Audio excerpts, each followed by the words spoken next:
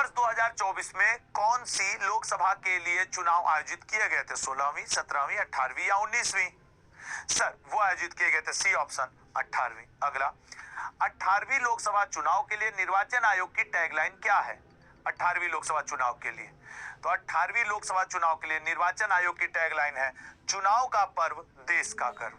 ठीक है ना। अगला, 18वीं लोकसभा चुनाव के लिए चुनाव आयोग का राष्ट्रीय आइकन कौन रहा है? बताइएगा। राष्ट्रीय आइकन चुनाव आयोग का, तो राष्ट्रीय आइकन चुनाव आयोग का सचिन तेंदुलकर जी थे। 18वीं लोकसभा चुनाव कितनी सीटों के लिए करवाया गया था? कितने चरण में करवाया गया था? किस डेट को शुरू हुआ था? किस डेट को खत्म हुआ था? वोटों की गणना किस दिन हुई थी? तो सर इसका राइट आंसर बनेगा डी ऑप्शन 543। लोकसभा चुनाव 2024 का परिणाम कब घोषित किया गया? 4 जून को इसका रिजल्ट आया था। 4 जून को, 1 जून को आखिरी चरण की मतगणना हुई थी, वो 7वें चरण था। 7 चरण में इस बार का चुनाव हुआ है। क्या बोले आई या 7 चरण? अब मैं वो यही ना कि देखो प्रैक्टिस मुझे तुम्हें कराना है, अब डिटेलिंग में देने लगूं तो मैटर गड़बड़ा जाए। ले लो, अरे बहुत अच्छी चीज है।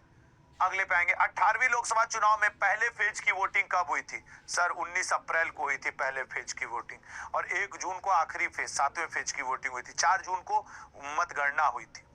18वीं लोकसभा चुनाव के लिए आखिरी फेज की वोटिंग कब हुई थी?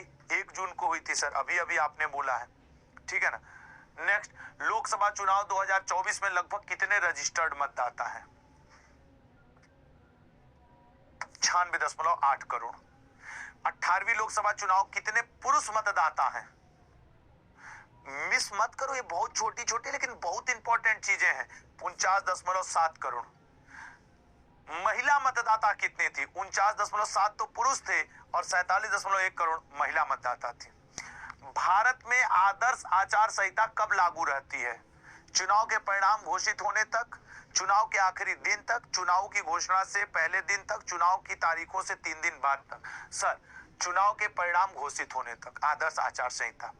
भारत में आदर्श आचार संहिता कब लागू की जाती है? तो सर ये लागू की जाती है चुनावी घोषणा के बाद कि अब इस डेट में चुनाव होगा, अब आदर्श आचार संहिता लागू। 17वीं लोकसभा का कार्यकाल कब खत्म होगा?